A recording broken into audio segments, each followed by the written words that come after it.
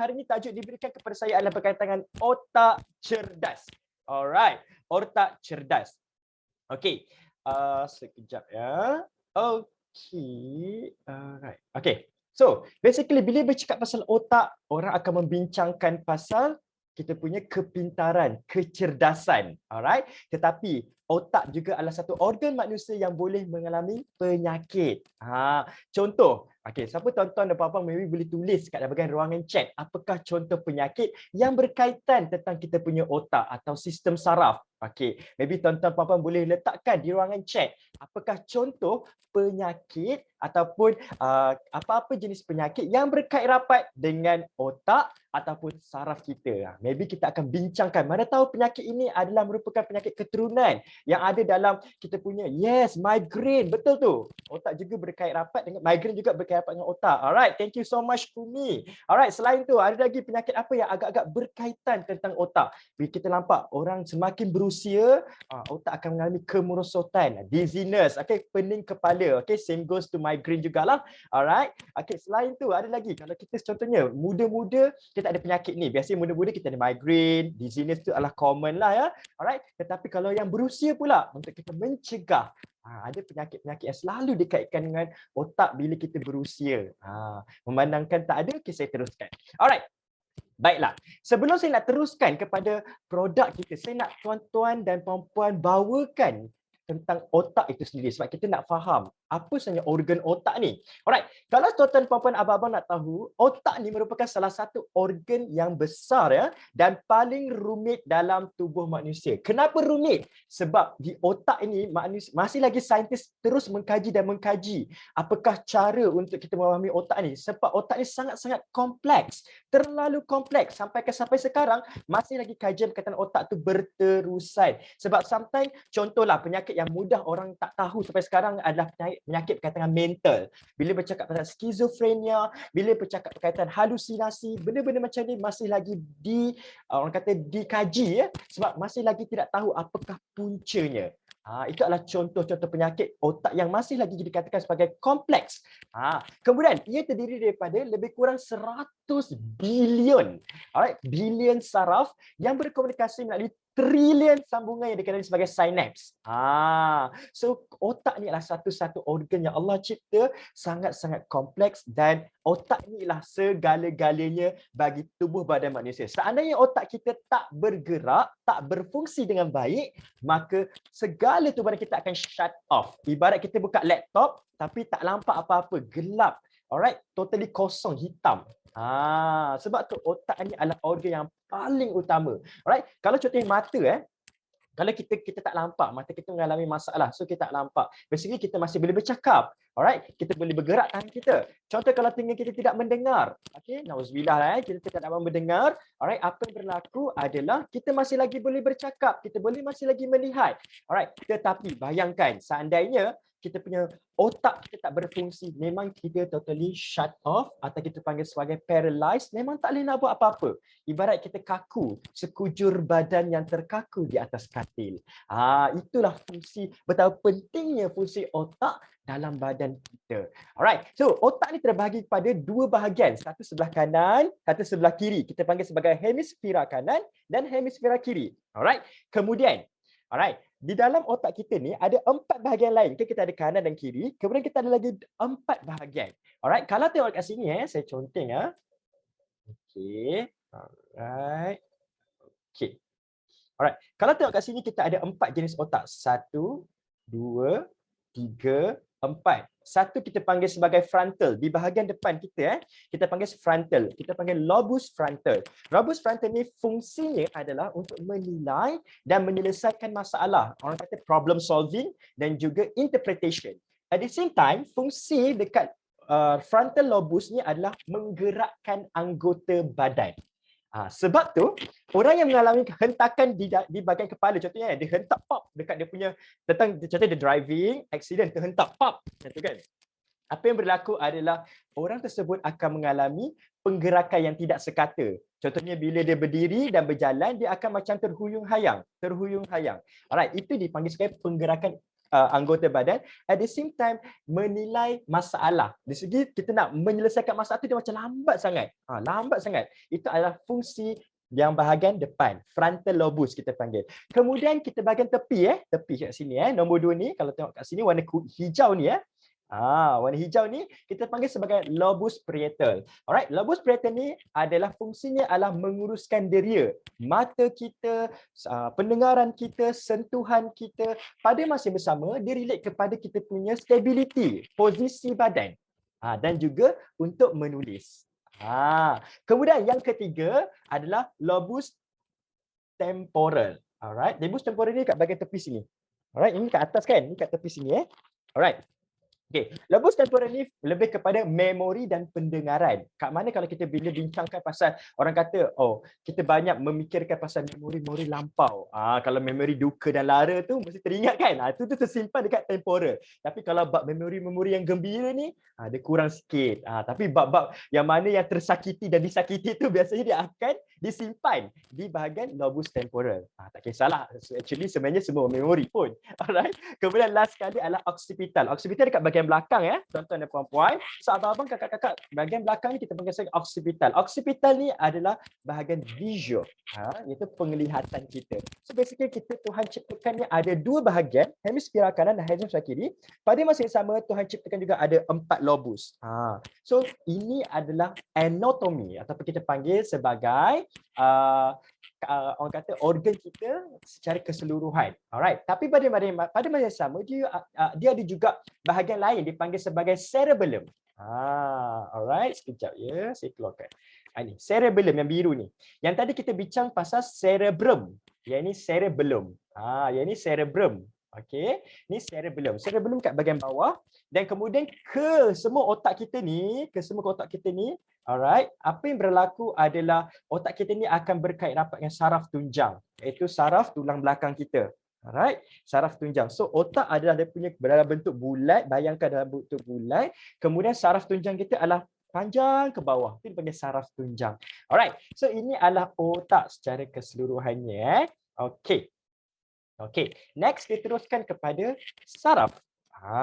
Di dalam saraf-saraf tunjang kita, alright, di saraf tunjang kita ni pada masa sama juga di otak juga ada satu sel namanya sel saraf atau neuron cell. Alright, neuron cell atau sel saraf. Alright, sel saraf ni, dia adalah berbilion-bilion yang dinamakan sebagai neuron. Biasanya orang panggil neuron lah. Alright, kemudian ia berkomunikasi dengan neuron yang lain melalui penghantar kimia ataupun isyarat elektrik. Alright, penghantar kimia kalau pernah dengar selalu orang cakap pasal hormon. Alright, macam dopamin, testosteron. Ini adalah penghantar kimia. Pada masa yang sama, dia juga ada isyarat elektrik. Alright, isyarat elektrik. So isyarat elektrik ni dalam bentuk electricity lah. Maksudnya tapi bukan elektrik yang dalam elektrik yang kita dengar dekat elektrik kat luar ni, tak. Electricity tu adalah stimulus. Kita panggil stimulus, rangsangan lah. Alright, so apa yang berlaku kalau tengok kat sini, ini adalah struktur paling besar ni, struktur neuron. Alright. Paling utama kena tahu sifat neuron ni adalah untuk menyampaikan segala jenis rangsangan. Contoh. Kita kena kat sini anything yang panas, heated. Alright, heated. Dalam keadaan kurang daripada 1 saat, sangat-sangat saya kata sedetik lah. Sedetik tu memang kalau kita terhentak pun sakit. Bagaimana stimulus itu sampai pada otak kita dalam keadaan yang singkat? Ia berlaku disebabkan oleh dua tadi, sama ada penghantar kimia ataupun isyarat elektrik. Kemudian daripada terminal axon ni dihantar ke terminal dendrit. Dendrit ni adalah menerima informasi dan axon menghantar informasi. Maksudnya dia terima kat sini. Ni dendrit ni. Fungsi dendrit ini adalah menerima rangsangan. Contohnya tadi kita terhentak atau terkena benda panas. Apa yang berlaku adalah sel saraf kita ada terdapat dendrit. Dendrit ini akan mendapatkan, panaslah. So dia akan hantar rangsangan ni dan akan terus kepada axon. Dia akan ibarat orang kata satu jalinan, satu connection. Batu bata atau yang satu ibarat macam wayar yang direct ke awak kita otak. Dia macam satu sel terus susun rapi direct ke otak kita. Alright. Dendrit menerima, manakala axon menghantar semula informasi tadi. So dia macam berkait-kait sampailah jumpa ke otak, kemudian dia hantar semula melalui sistem perhubungan tadi, sistem saraf kita hantar semula dekat bahagian kita punya tangan supaya kita elak Tu memang Allah ciptakan dalam keadaan sangat-sangat sekejap. At the same time, synapse ni akan berdekatan dan menghantar informasi. Ini adalah synapse lah.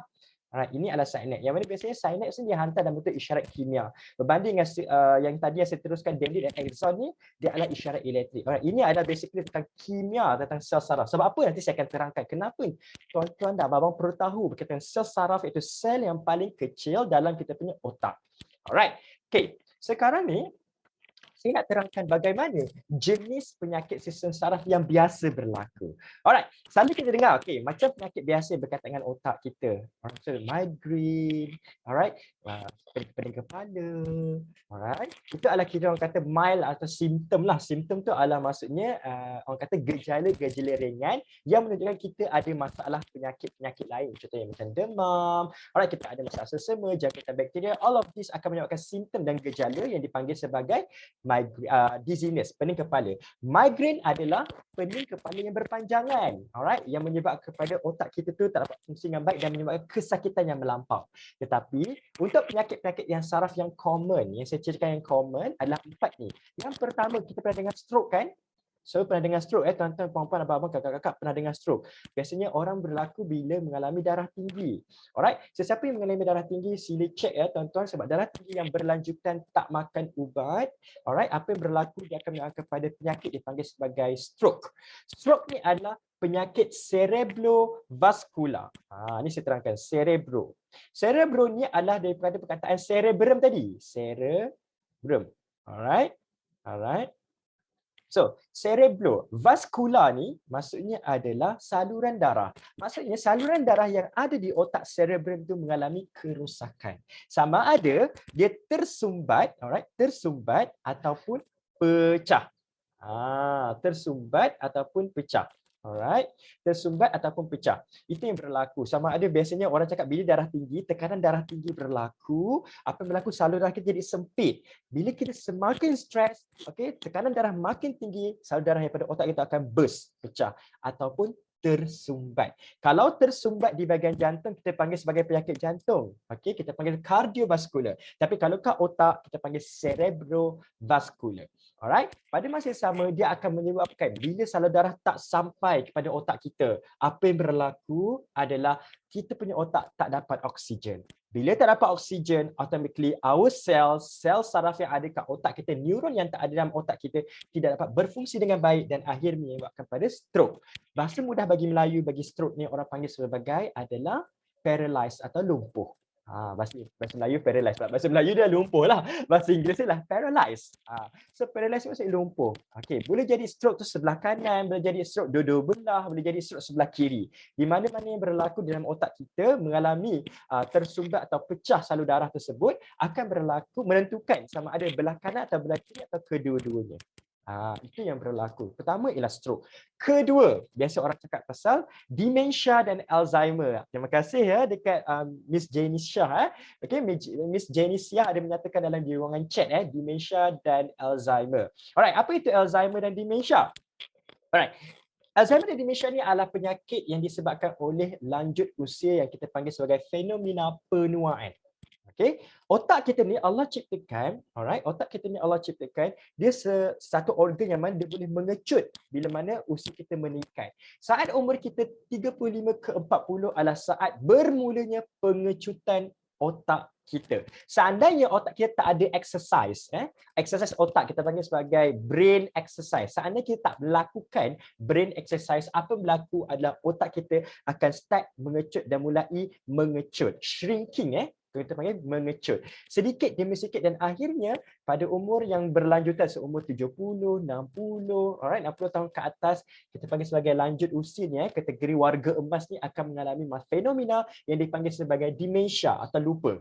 Alright, biasanya orang Melayu panggil sebagai nyanyuk. Okey, nyanyuk tu adalah penyakit yang paling teruk bila kita mengalami lupa yang berpanjangan dan akhirnya nyanyuk itu sebenarnya adalah satu istilah yang digunakan untuk Alzheimer. Alzheimer ialah penyakit diagnosis dia lah, Alzheimer. Jadi, apa yang berlaku adalah fenomena penuaan tidak normal yang mempengaruhi daya ingatan, keupayaan berfikir dan tingkah laku. Dan ini berlaku disebabkan oleh simptom gejala awal kita panggil sebagai dementia, iaitu lupa. Alright, kalau lupa yang biasa-biasa tak apa, tak ada masalah. Maksudnya, kalau kita kan kadang-kadang kita dah macam contohlah kita baca satu nombor telefon 638 bla bla bla bla. Okey, kita tak ingat pun. It's okay sebab tu lupa yang biasa kita pakai sebagai short term memory is okay. But lupa yang dimaksudkan sini adalah bila memori yang sepatutnya kita ingat seperti peristiwa-peristiwa, kenangan-kenangan lepas, okey benda-benda macam tu totally memang lupa. Even nama sendiri tak kenal, nama wife tak kenal, nak balik rumah tak kenal. Alright? Tak tahu kat mana rumah, boleh jadi macam dah ayah apa, kita contohlah ada pasangan kita pun kita tak kenal, anak-anak kita pun kita mungkin tak kenal. Itu adalah Alzheimer, yang mana lupa tu sangat-sangat teruk dan ia akan serius dari semasa ke semasa dan akhirnya akan menyebabkan kematian. Alright, sebab tu Alzheimer ni adalah penyakit orang kata neurodegeneratif. Neurodegeneratif maksudnya adalah penyakit yang berkaitan dengan saraf yang lama kelamaan akan merosot disebabkan oleh sel saraf kita di otak tidak mampu melaksanakan tugasan dengan baik. Sebab apa? Sel makin mati. Sebab tu kata bila otak kita mengecut bermaksud sama ada sel otak kita tak dapat berfungsi dengan baik ataupun sudah mati. Kemudian Parkinson. Parkinson ni adalah satu keadaan di mana tangan kita ataupun pergerakan tubuh badan kita ni bergerak tanpa disengajakan. Maksudnya kita sendiri badan kita ni tak boleh kawal penggerakan otot. Pernah dengar kan selalu orang tua-tua kan bila ada orang kata macam Alzheimer pun juga ada lupa-lupa dia akan berkait juga dengan Parkinson. Tangan dia boleh bergerak macam ni je. Perasan ada setengah orang macam ni. Itu namanya Parkinson lah ataupun kita panggil sebagai pergerakan yang tidak boleh dikawal. Dia bersifat spontaneous. Spontaneous maksudnya dia dalam keadaan yang tidak boleh dikawal. Dan ini berlaku disebabkan ada satu bahagian otak nama dia substantia nigra. Okey, substantia nigra ini telah mengalami kerosakan dengan cepat dan akhirnya tidak boleh menghasilkan dopamin. Dopamin ini adalah salah satu chemical messenger ataupun pengangkut kimia yang menghantar stimulus rangsangan kepada bahagian tersebut. Dan akhirnya otak kita tak dapat nak kawal sebahagian ataupun sedikit bahagian yang melakukan penggerakan otot. Selalunya kalau macam orang tua-tua, perasan tak tangan dia macam, jari dia macam tu. Kadang tangan-tangan dia macam ni. Itu adalah common Parkinson. Biasanya Parkinson ni berlaku di bahagian-bahagian limb. Limb tu maksudnya di bahagian kita punya macam tangan, kaki, benda-benda yang bersifat yang kita sepatutnya kawal tapi tidak boleh dikawal. Itu adalah Parkinson. Alright, kita dah bincang pasal Parkinson. Kita dah bincang pasal Alzheimer. Kita dah bincang pasal stroke. Dan akhirnya adalah epilepsi. Okay, epilepsi ni bahasa mudah bahasa Melayu kita panggil sebagai sawan. Saya rasa tuan-tuan puan-puan semua pernah dengar sawan epilepsi. Alright, epilepsi ni adalah di mana berlaku, okey, di mana berlaku disebabkan dia bukan penyakit berjangkit, okey, tidak berjangkit. Kalau contohnya saya nauzubillah lah kan, orang A ni ada sawan, maka orang B sepatutnya tak boleh berjangkit pun daripada orang A. Dia bukannya penyakit seperti COVID bukan. Dia bukan virus, dia bukan bakteria, bukan. Dia adalah penyakit yang bersifat neuron, kita punya neurodegeneratif. Okey, kita punya otak. Yang mana sebahagian badan kita mengalami kekejangan maknanya bila kita mengalami sawan, apa yang berlaku epilepsi, tangan kita punya otot akan tegang macam tu. Kita akan tegang. Sebab tu orang yang sawan kita kena cepat-cepatkan letakkan dia di kawasan yang selamat. Sebab bila dia tegang tu, apa yang berlaku, gigi dia tak boleh gerak, tangan dia kejung, alright, semua tegang. Itu kan kejang.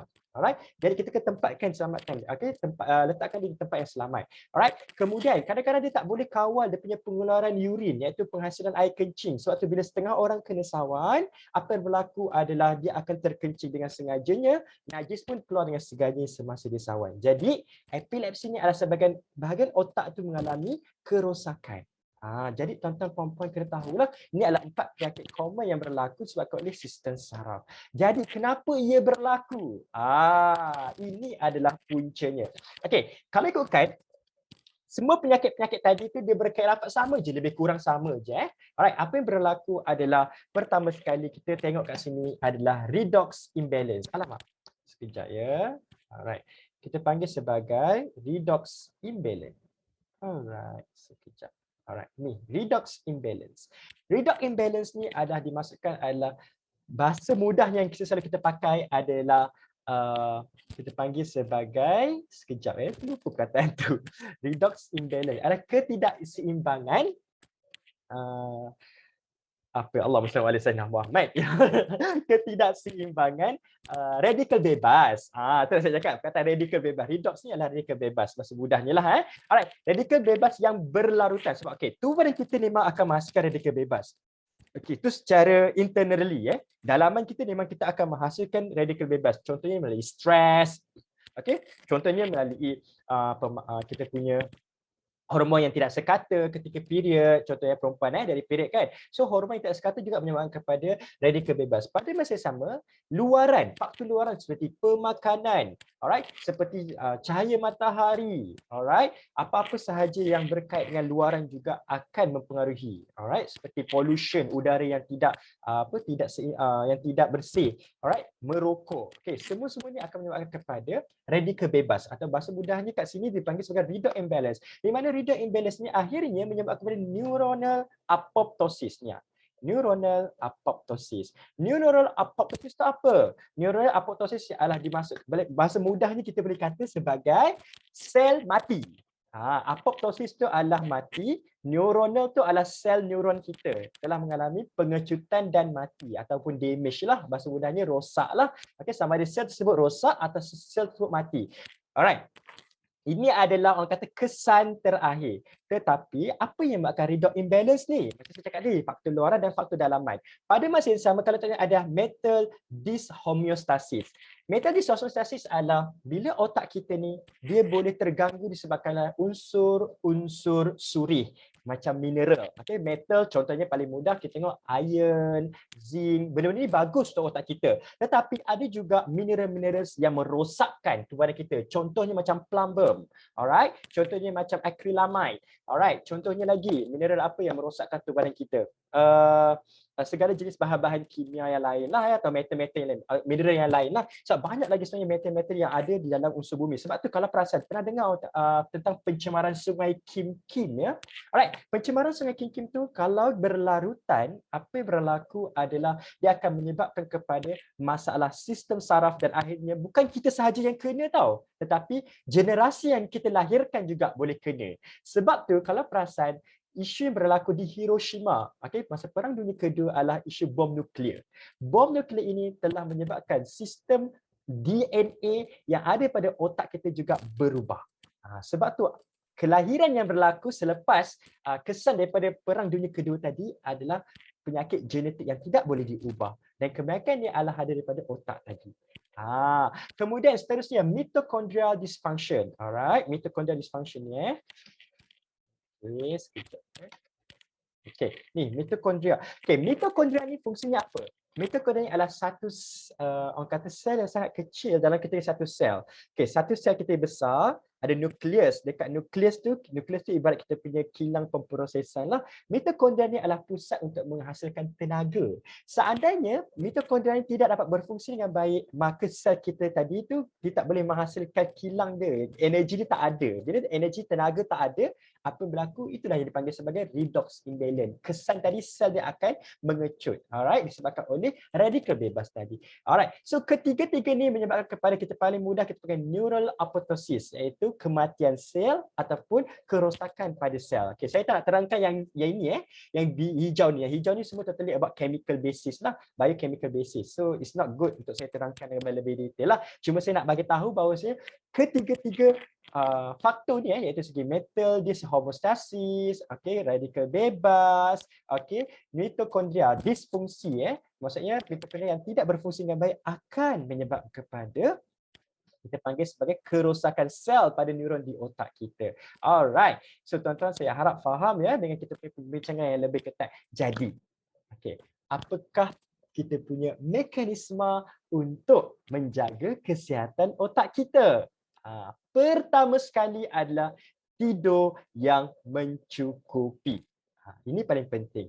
Tidur yang mencukupi. Kerana apa? Semasa kita tidur, otak kita sebenarnya berfungsi. Alright, dia bukan sahaja berehat, tapi pada masa sama bila kita tidur, dia akan menyebabkan konsentrasi dan memori kita bila kita bangun nanti. Bila kita bangun, memori kita, sel yang akan kita gunakan di otak tadi akan berfungsi dengan lebih aktif terutama dalam bentuk konsentrasi. Okey, kita lebih tertumpu dan juga menyebabkan memori kita lebih cergas. Sebab apa? Bila kita letih, otak kita tidak dapat berfungsi dengan baik. Itu memang betul. Sebab apa? Otak ni dikaitkan dengan, tadi saya cakap adalah berkaitan tentang kimia. Okey, dia ada kimia iaitu dopamin, hormon-hormon. Benda-benda ni dikaitkan dengan otak kita. Bila otak kita terganggu, sistem kita terganggu, apa yang berlaku adalah kita tak dapat berfungsi dengan baik. Sebab itu tidur dengan mencukupi. Some people ask me, coach, berapa lama kita kena tidur sebenarnya?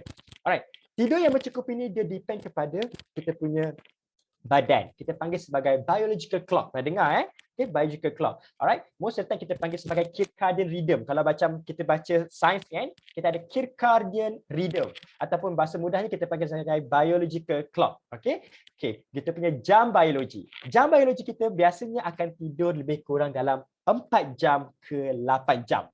Alright, mengikut data sains, jurnal tidur yang mencukupi adalah yang terbaik adalah 6 jam ke 8 jam. Alright, tetapi kalau ikut cara Islam, the best adalah 4 jam ke 6 jam. Kemudian tidur di tengah hari. Tidur di tengah. Pernah dengar orang pakai super nap? Pernah dengar tak orang dengar? Power nap ataupun super nap. Power nap ni di mana kita tidur di waktu tengah hari dan sebelum zuhur tu kita tidur sekejap je. Tak sampai 5 minit kita tidur. InsyaAllah dia akan membantu untuk waktu petang nanti.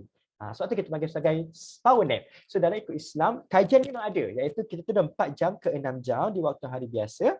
Alright, di waktu malam. Kemudian di waktu tengah hari sebelum solat zuhur, kita ambil dalam masa 5 minit untuk merehatkan otak kita. Kita sebagai power nap. Alright, itu adalah tidur yang mencukupi. Sebab pada masa yang sama, bila kita tidur, otot dan sel kita pada masa tersebut dipulihkan. Dipulihkan. Maksudnya time tersebutlah kita punya segala jenis sel, tak kira sel otak ke, sel badan kita, kulit kita ke, semua sel pada masa tersebut akan diperbaiki dan dipulihkan. Alright. Kemudian yang kedua, kita haruslah bersenam setiap minggu. Kerana apa? Bersenam ini relate kepada kita punya kadar oksigen yang akan dipam kepada otak. Bila itu kena bersenam. Gaya hidup aktif dapat mengurangkan risiko untuk kena nyanyuk, saya cakap tadi demensia, lupa dan juga stroke. Sebab apa?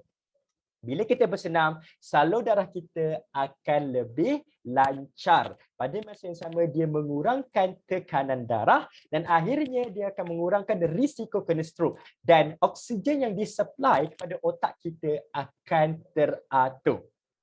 Itu sebabnya kita kena bersenam. Pada masa yang sama, kalau orang yang Muslim, for those yang Muslim and Malay kat sini, biasa kita akan solat kan? Dan pada waktu solat, kita akan sujud. Okay, bila kita sujud, pada masa tersebut adalah waktu paling bagus, saluran darah, oksigen akan sampai ke otak dengan banyak. Gravity. Bahasa mudahnya ialah gravity. Sebab apa kita tunduk, sujud. Sujud tu bahasa mudahnya ialah kita meletakkan dahi kita dan kepala kita di lantai dalam keadaan kita punya punggung tinggi ke atas. So bila kita buat keadaan tersebut, sujud tersebut, alright, apa yang berlaku adalah segala oksigen dan otak kita, segala oksigen dan salur darah kita akan hantar direct kepada otak sebab otak adalah central gravity pada masa tersebut. Sebab itu sujud antara salah satu senaman yang bagus untuk kebaikan otak. Kemudian yang ketiga, jaga pemakanan. Ini paling common. Biasanya orang akan cakap nak jaga kesihatan kena ada dua, bersenam dan makan. Dua ni kena jaga. Iaitu makanan apa? Makanan yang tinggi garam untuk kurangkan hyperkolesterol, makanan yang tinggi orang kata good fatty acid, okey, iaitu lemak yang baik. Kerana dua-dua ini akan membantu untuk kita punya penghasilan otak. Dan kalau kita nak tahu sebenarnya otak kita ni terdiri daripada lemak. Lemak yang sangat banyak. Sebab apa? Lemak dekat sinilah otak kita ni ada banyak. Sebab tu bila orang cakap, oh kalau you nak bagus, you kena makan DHA untuk budak-budak yang nak pandai matematik, yang nak pandai memori. Okay, apa yang kena buat adalah makan makanan yang tinggi DHA. DHA itu apa? DHA itu adalah kita panggil sebagai minyak, fatty acid yang ada, iaitu kita panggil omega 3. Omega 3 dan omega 6. Omega 3 dan omega 6 ni sebenarnya adalah salah satu komponen iaitu DHA lah. Alright, DHA ni sebenarnya adalah fatty acid, the good fatty acid, lemak yang baik yang ada dalam kita punya tubuh badan kita. Alright. Kemudian pada masa sama orang selalu cakap DHA dapat dari mana? You boleh ambil daripada minyak-minyak seperti minyak zaitun, minyak jagung, canola, dapat pada kacang-kacang, alright, dapat daripada ikan laut dalam. So semua ni tinggi oleh DHA. Kemudian yang terakhir sekali, banyakkan berbual dan berbicara. Sebab apa? Bila kita banyak berborak, kita telah meningkatkan kadar kecerdasan otak dan mengurangkan kita panggil sebagai kemurungan dan kegelisahan. Alright, orang yang banyak berbicara, macam saya kan suka bercakap kan. So orang yang banyak bercakap ni biasanya orang inilah yang banyak menyampaikan ilmu. Bila dia menyampaikan ilmu, dia mudah faham dan ingat apa yang dia telah sampaikan. Sebab apa? Untuk kita bercakap sesuatu yang berfaedah, kita perlukan ilmu. Untuk adakan ilmu tersebut, kita kena membaca. Itu dipanggil sebagai exercising. Itu yang namanya brain exercising. Di mana kita membaca untuk meningkatkan knowledge kita, pada masa sama bila kita ada input, kita akan keluarkan output, iaitu berborak dengan berfaedah. Pada masa sama, kita juga membicarakan tentang masalah-masalah kita supaya masalah kita tak dipendam dan difikirkan, akhirnya menyebabkan kemurungan. Sebab penyakit mental, saya dengar orang cakap penyakit mental. Kita gila lah. Orang kata penyakit mental dia gila. Tak ya. Penyakit mental bukan sahaja gila. Dia ada anxiety, iaitu ketakutan yang melampau. Ada juga kemurungan, depression. All of this juga berkaitan dengan otak. Di mana sampai sekarang saya cerita, sebab tu kata otak ni sangat kompleks. Okay, otak ni sangat-sangat kompleks. Yang mana kita tak boleh, saintis bahasa dia tak boleh nak kaji. Otak mana yang bagian kemurungan ni? Bagian sini pun ada juga. Macam so kadang-kadang tak boleh nak saintis masih lagi mencari-cari tentang solusi tentang penyakit-penyakit yang berkaitan dengan otak. Contohnya seperti kemurungan, depression, halusinasi. Alright, itu belum lagi bercakap pasal sixth sense kan, yang boleh melihat hantu dan bagai tu. Itu belum lagi. Benda-benda tu tak dapat orang kata dijelaskan melalui otak dan sains kadang-kadang. Alright, jadi kena ingat 4 perkara ni kena lakukan untuk menjaga kesihatan otak yang baik. Alright, seterusnya saya nak terangkan produk apa yang berkait rapat tentang otak, iaitu YC ataupun most of the time some of them kalian panggil WISE. Apa yang bagus pada WISE ni adalah ada 4 ramuan utama. Okey, 4 ni saya terangkan macam mana mekanisme keempat-empat ramuan ni membantu untuk mencerdaskan otak kita. Okey, for those yang actually mengalami orang kata usia yang mungkin dewasa, pendewasaan seperti saya sendiri, yang mengalami pendewasaan, YC ni sangat membantu untuk mencegah, especially untuk those yang ada family history, yang ada ayah atau mak ataupun nenek ataupun any family member, sibling yang ada masalah penyakit mental. Beware that genetic will come to you. Alright, contohnya mereka yang ada penyakit nyanyuk, yang ada family history ada penyakit nyanyuk, family history yang ada masalah demensia, yang ada Alzheimer. Ini penyakit ini boleh diturunkan melalui genetik kepada kita punya badan. Sebab genetically inheritance tu memang ada. For those yang ada masalah, kalau orang kata kan hot tempered juga boleh di secara psikologinya dan sainsnya, dia juga diturunkan melalui genetik. Alright. Pada masa yang sama, contohnya orang yang mempunyai kemurungan, depression, all of this juga boleh dikaitkan juga dengan genetik. Jadi apa gunanya YC ni? YC ni lah berusaha untuk mencegah. Pada masa yang sama, YC ni dia boleh juga menggunakan untuk membantu kita untuk memperbaiki ataupun meningkatkan kapasiti dan kecerdasan otak untuk kanak-kanak dan juga mereka yang masih membesar. Sebab pada waktu tersebut otak kita masih berkembang. Bila umur kita dah sampai 35 ke 40 tahun, otak kita makin mengecil. So jadi untuk yang masih membesar pada umur anak-anak yang kecil, bagi YC dia akan membantu untuk meningkatkan kepandaian dan kecerdasan otak. Tetapi for those yang already 35 and above, dia membantu kita untuk mencegah dari penyakit yang berterusan. Jadi, untuk yang ada masalah family, saya sangat galak-galakkan untuk ambil YC. Tetapi, bagaimana YC ini dapat membantu? Ini adalah 4 ramuan yang ada. Paling utama yang menyebabkan YC ini sangat-sangat bagus untuk otak kita. Alright. Yang pertama sekali seperti biasa, semua produk SN1 mesti ada minyak biji Cibaton. Sekejap saya minum air dulu. Alright. So ada minyak biji Cibaton. Ini biji sebatan ni akan ada, saya terangkan kemudian. Kemudian ginkgo biloba. Salah pula, siapa yang tulis ginkgo biloba ni? Okey, ginkgo biloba. Alright, kemudian minyak walnut. Okey, walnut kita panggil ke kacang badam lah. Alright, kacang badam ke walnut? Ke kacang almond is badam kan? Almond is badam, sorry. Walnut is walnut lah, kacang walnut Kemudian saffron. Okey, keempat-empat ni adalah ramuan utama. So kalau tengok kat sini saya terangkan macam mana yang membantu. Pertama sekali dalam minyak biji sebaton ada content of EFA, kita panggil sebagai essential fatty acid atau kita panggil sebagai lemak yang penting. Alright, asid lemak yang penting. Yang dimaksudkan dengan isi lemak apa? Yang dimaksudkan dengan asid lemak yang penting atau essential fatty acid itu bermaksud adalah asid lemak tersebut tidak dapat dihasilkan oleh tubuh badan kita dalam kuantiti yang mencukupi. Itu yang dimaksud dengan essential fatty acid. Maksudnya kita tak boleh menghasilkan, badan kita sendiri ni tak boleh menghasilkan kadar yang diperlukan oleh badan kita ni. Maksudnya kalau kadar kita sepatutnya 100 mg tapi kita punya badan kita tak boleh menghasilkan fatty acid atau asid lemak ni sehingga 100 mg. Itu secara mudahnya. Jadi apa yang perlu kita adalah supply dari luar. Bila kita supply dari luar tu basically kita ambil daripada makanan. So fatty acid yang paling bagus untuk otak adalah kat sini adalah omega 6 dan omega 3. Alright. Untuk ni salah ni, saya terbalik saya rasa. Omega 6, omega 6 kat sini kita panggil sebagai asid linolenic. Omega 3 asid linolenic. Alright.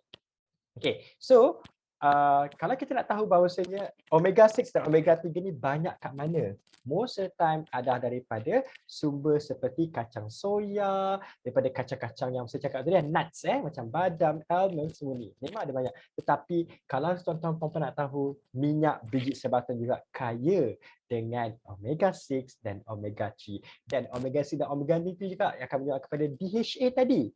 DHA dan EPA. Econocyte dan EPA lah. Saya tahu EPA dan DHA. Alright, so EPA dan DHA. So EPA dan DHA ini adalah bahasa mudahnya adalah omega 3 dan omega 6. Alright, sekejap ya. Alright, omega 3 dan omega 6. Di mana otak saya cakap tadi, otak kita ni memang penuh dengan lemak. Alright, otak kita ni penuh dengan lemak. Jadi bila mana sel kita penuh dengan lemak, bermaksud omega 3 dan omega 6 ni boleh diserap dengan mudah ke dalam otak kita. Bila diserap dengan mudah, maksudnya dia boleh menyampaikan apa-apa keperluan dalam otak kita. Jadi, apa fungsi omega 3 dan omega 6 ni? Dia meningkatkan fungsi otak, kemampuan untuk daya ingatan kita, memori kita supaya sentiasa bagus. Pada masa yang sama, dia mencegah penyakit Alzheimer, kanser dan penyakit-penyakit lain seperti alahan. Alright, pada masa yang sama dalam sebatan kita tahu dia ada banyak-banyak flavonoids. Flavonoid ni membantu adalah untuk memperlahankan penuaan. Ini saya cakap ni, memperlahankan penuaan. Ni. Aging process. Ni aging process. Aging process. Sebab apa? Macam kita tahu bila bercakap pasal flavonoid, vitamin, alright, dia adalah antioksidan. Macam saya cakap dia adalah redox. Kan tadi ada kata redox iaitu adalah kita panggil sebagai radikal bebas. Radikal bebas ni apa yang boleh kita baiki dan kita lawan adalah melalui antioksidan. Jadi bila kita makan minyak sebaton, bila kita makan wise yang ada sebaton seed oil ni, apa yang berlaku adalah dia memperlahankan. Dia tak boleh menghalang 100%. Menghalang 100% sebab apa? Again, apa yang kita kena tahu bahawa badan kita menghasilkan juga redox. Luaran menghasilkan juga redox. Kita panggil radikal bebas. Jadi apa yang berubah antioksidan yang kita boleh untuk memperlahankan supaya penuaan itu dapat dikurangkan, supaya sel otak kita tu sentiasa berfungsi dengan baik. Seandainya ada tekanan, stres, sel otak kita akan mengecil dan rosak. Tetapi bila ada antioksidan, dia protect. Dia memprotect badan kita, sel otak kita supaya tidak rosak dan tidak mati. Itu fungsi dia. Kemudian, dia menyingkirkan toksin, memperbaiki sel otak dan kerosakan tisu sel. Ini adalah fungsi yang ada pada minyak biji sebaton. Kan minyak biji sebaton kita tahu dia boleh memperbaiki sel, memperbaiki sel tisu otak. Okey, kalau tuan-tuan nak tahu, tisu otak ni Allah ciptakan, organ otak ni dia antara sel yang paling lambat untuk diperbaiki. Sebab tu kadar kemerosotan sel otak tu lebih tinggi berbanding dengan kadar pembaikian. Itu memang normal. Sebab tu setiap berumur kita meningkat 35 tahun dan ke atas, dia akan berkurangan 1% ke 5%. Jadi, for those yang already 5% itu yang boleh umur 60 pun dah kena Alzheimer. For those yang 1% maybe umur 70, 80 baru kena penyakit lupa. Tapi for those yang memang 5% dia merosot dengan cepat. Sebab apa? Tak jaga pemakanan, tak exercise, lepas tu pula tak ada ambil makanan yang bagus, alright, memang merokok. Benda-benda menyebabkan stres ni akan menyebabkan kepada kerosakan sel yang cepat. Akhirnya dia akan menyebabkan kepada rangsangan otak kita tu jadi lambat. Jadi, bila kita ambil YC ni, insya-Allah dia membantu untuk memperlahankan penuaan dan memperbaiki. Ni saya suka ayat ni, memperbaiki sel otak kita daripada kerosakan yang berpanjangan. Alright. Kemudian last sekali dia menggalakkan perkembangan intelektual. Ini adalah daripada DHA dan EPA yang saya sebutkan tadi, iaitu omega 3 dan omega 6. Yang mana dia against, bila cakap perkembangan intelektual, dia lebih kepada kemampuan daya ingatan. Sebab orang yang pandai biasanya bukan apa? Sebab daya ingatan dia kuat. Itu je. Orang yang pandai biasanya sebab daya ingatan. Bila kita kisah solat, pap, jawab macam ni. Jawab pap, jadi dia dapat tahu. Sebab apa? Dia memang, dia punya daya ingatan. Sel tu dapat tangkap dan juga dapat menyimpan memori dengan baik. Sebab apa? Sebab tu dia panggil orang tersebut pandai. Intelektual. Kadar kecerdasan otak dia sangat wow. Dan pada masa sama, pertumbuhan kanak-kanak, pembesaran kanak-kanak tu dapat berlangsung dengan bagus. Alright. Okay, tapi tuan-tuan puan-puan, seandainya tuan-tuan ambil YC pun, tapi tuan-tuan tak belajar, tuan-tuan tak baca surat khabar, tak membaca kan, bila tak ada input pun sama, sebab dia tak exercise your brain. You ambil apa-apa jenis suplemen tapi you tak exercise your brain in the same one. You become wasteless juga. Jadi, apa yang perlu adalah bila you makan makanan yang baik, you kena top up juga dengan exercising, brain exercising. Alright, seterusnya kita bercakap yang kedua, iaitu kita panggil sebagai ginkgo biloba. Okay. Ginkgo biloba ni satu herba yang sangat unik. Okay, dia telah digunakan oleh traditional Chinese medicine pada 1880-an. Okay, 1880-an tu, which is sangat-sangat lama, alright, dan digunakan dah ginkgo biloba ni. Ginkgo biloba ni jenis daun sebenarnya, alright. Macam biasa kalau kita cakap pasal kata apa? Sebelum kita banyak bercakap pasal sibaton, sibaton ada banyak flavonoid, iaitu 428 active bionutrient, bioactive compound, alright. Tetapi untuk ginkgo biloba ada 4, okay, ada 4 bioactive compound yang sangat-sangat membantu untuk otak. Dan ginkgo biloba ni memang digunakan oleh sampai sekarang memang ginkgo biloba ni ada dia punya suplemen untuk membantu untuk mengurangkan Alzheimer, mengurangkan penyakit Alzheimer. Pada masa sama dia juga membantu untuk penyakit-penyakit otak yang lain, macam contohnya penyakit bersifat degeneratif lah. Alright, macam orang ada masalah halusinasi. Okay, ginkgo biloba ni memang digunakan, memang ada pattern untuk herbs. Ginkgo biloba ni digunakan untuk mengurangkan memperlahankan ataupun penyakit Alzheimer. Alright, so apa yang ada dalam ginkgo biloba ni? Ada 4 komponen bioactive nutrient. Yang pertama kita panggil sebagai glycoside. Okay, glycoside. So, kalau perasan ada kat sini quercetin. Quercetin ni banyak dalam kita punya sibaton sebenarnya, quercetin. Alright. Kemudian selain itu kita ada glycolic acid. Glycolic acid. Okay. Glycolic acid ni salah satu daripada komponen bioactive compound dalam ginkgo biloba. Kemudian kita bilobelide, okay. Dan sekali lagi gingolide. Susah tu belik lidah bercakap kan. Glycolic acid, okay, bilobelide dan juga gingolide. Gingolide ni keempat-empat ni bahasa mudahnya adalah orang kata secara mudahnya kita boleh cakap adalah 4 bahan utama yang menyebabkan bioactive compound yang ada dalam ginkgo biloba ni berfungsi untuk membantu untuk kecerdasan otak. Bagaimana dia membantu? Alright. Dalam quercetin ni, alright, nanti saya terangkan macam ni. Dalam quercetin ni dia boleh membantu untuk mengurangkan. Tadi kita ada 3 kan? Iaitu adalah ketidakseimbangan daripada metal. Okey. So quercetin glycoside ni dan juga gingkolide ni. 2 ni paling utama ni 1, ni 2. Glycoside dan juga gingkolide ni 1, Alright, ni dua. So, ginkolide dan glycoside ni dapat membantu untuk memastikan supaya metal tidak dapat ditembusi ke dalam sistem otak kita. Itu yang pertama.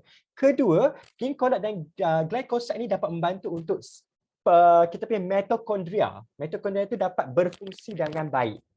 Alright, itu cara yang kedua. Dan yang ketiga, glycolide dan glycoside ni kedua-duanya juga membantu untuk antioksidan dalam otak kita supaya orang kata redox reaction tadi, okay, redox iaitu bahagian radikal bebas tadi dapat berlaku dengan banyak.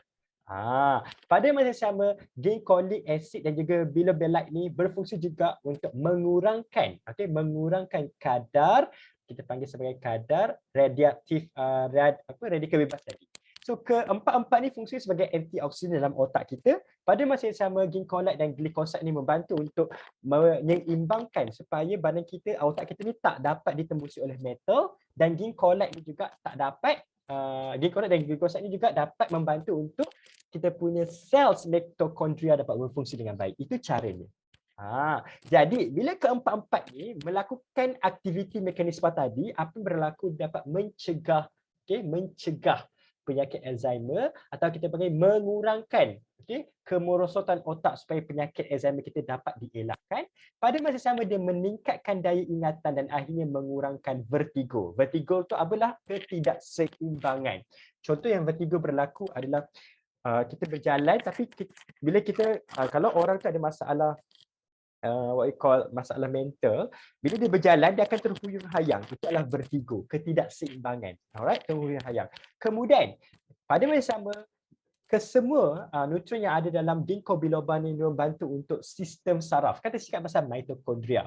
Saya juga bercakap pasal pencegahan daripada antioksidan. So, sistem saraf ini dapat berfungsi dengan baik. Ini adalah neuron. Saya cakap berkaitan dengan neuron yang ada di otak kita. Sel saraf kita dapat berfungsi dengan baik. Sama ada melalui daya ingatan, keupayaan kognitif dan juga tumpuan.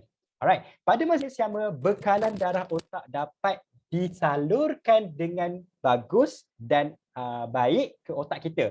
Di mana bekalan darah ke otak ni, darah ni fungsinya apa saya cakap tadi? Adalah oksigen.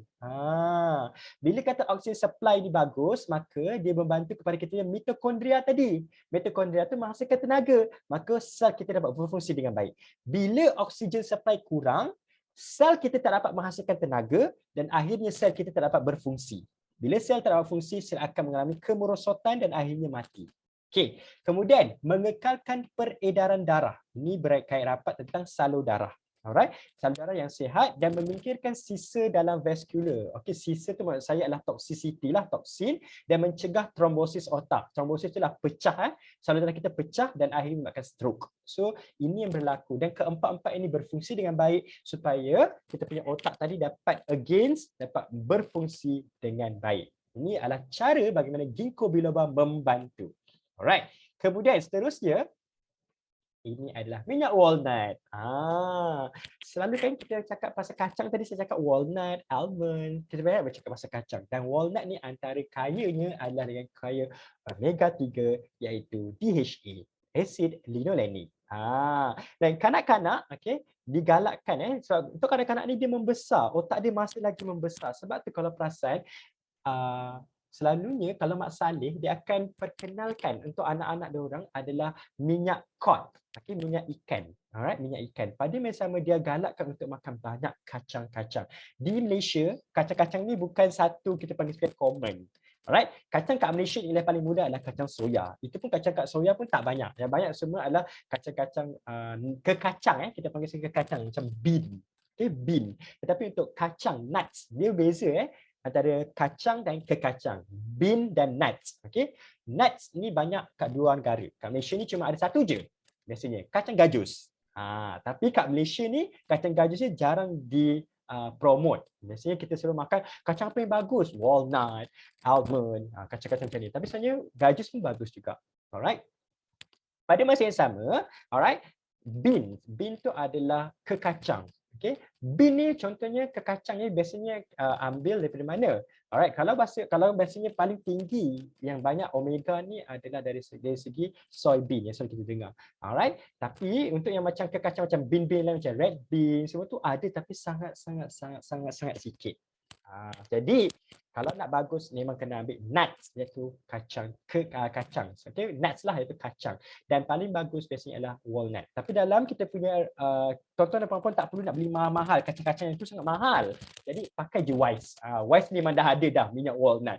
So apa yang berlaku adalah dia dalam minyak walnut ni kaya dengan omega 3. Again, segala EFA iaitu essential fatty acid, iaitu asid lemak yang diperlukan. Asid lemak penting omega 3 ni memang dah ada dalam YC yang mana dia kaya. Bila kaya, dia membantu untuk perkembangan otak. Untuk kanak-kanak, dia menggalakkan perkembangan otak. Untuk orang yang berusia, dia memperlahankan penuaan otak. Di mana omega 3 ni adalah supply kepada otak kita, sel otak kita ni supaya berfungsi dengan baik. Oh, sasu pula. Kan kalau kita dengar iklan susu kan, diperkaya dengan DHA dan EPA. Selalu dengar cakap kalau bercakap susu-susu untuk kanak-kanak kan, untuk menyebabkan anak-anak anda lebih perkembangan otak yang pandai. Selalu cakap macam tu. Jadi, okey, kalau tuan-tuan puan-puan dah tahu pasal YC, boleh galakkan mereka untuk ambil YC. Instead of ambil susu yang mahal, alright, sampai kadang-kadang 80 satu botol, satu kotak tu, boleh ambil YC juga. YC pun okey. Right. Pada masa sama omega 3 ni sama juga berfungsi seperti saya kata sea butter oil. Okey, dia membantu untuk mengurangkan risiko stroke, menggalakkan pertumbuhan otak yang lebih bagus sebab bila otak kita kan sekat daripada lemak. Bila dia bergabung dengan omega 3, omega 6 ni, memang sel otak kita akan berkembang dengan baik dan akhirnya dia meningkatkan fungsi sistem endokrin. Yang dimaksudkan endokrin tu adalah sistem hormon. Okey. Otak kita juga dirangsang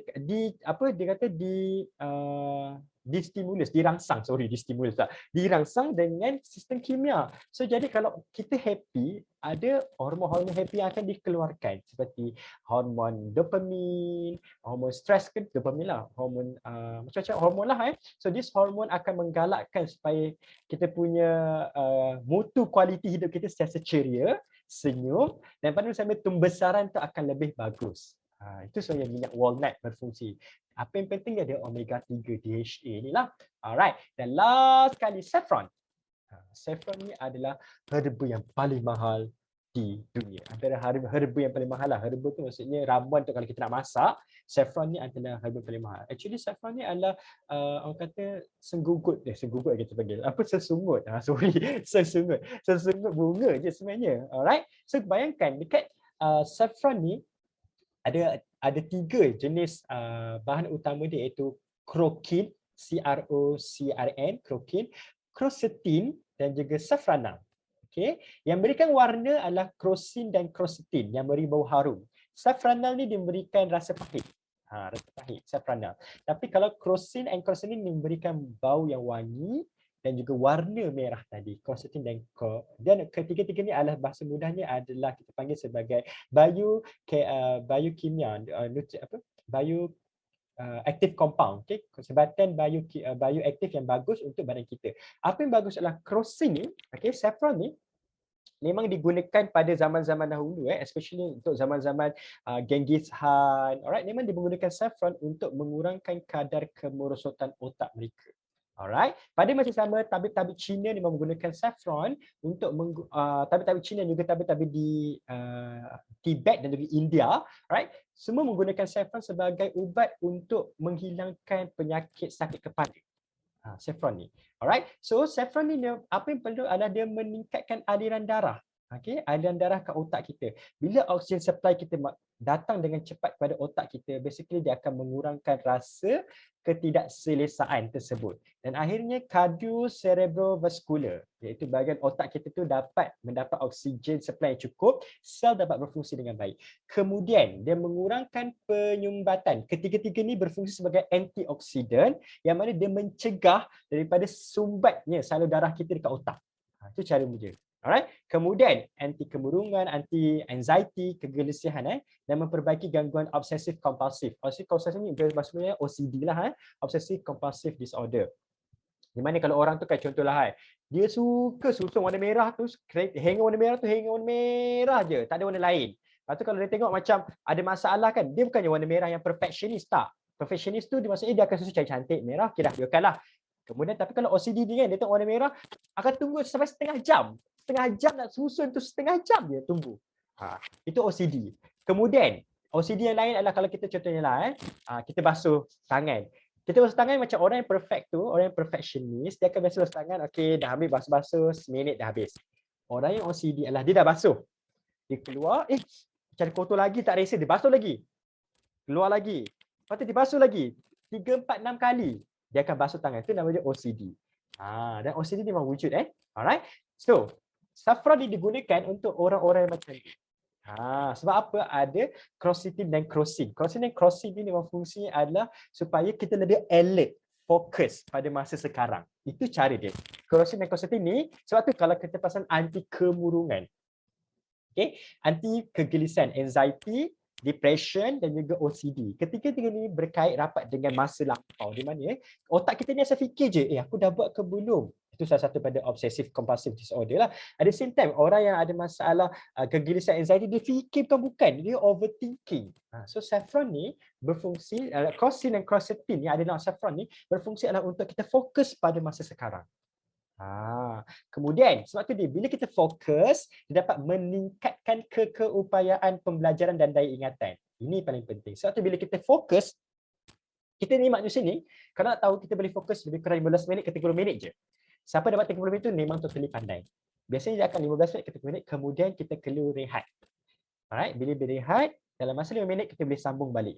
Sebab tu otak kita kena fokus tu, syarat paling mudah biasanya mengikut kajian paling common adalah 15 sampai ke 30 minit, kemudian kita kena rehat. Bila rehat, apa yang berlaku adalah otak kita dapat berfungsi semula dengan baik. So untuk quercetin dan crocin ni, dia ibarat seperti kafein, di mana dia akan menyegarkan kita punya otak, alright, pada masa sama dia menyebabkan kita lebih fokus. Itu fungsi saffron, iaitu quercetin dan crocin dalam saffron tadi.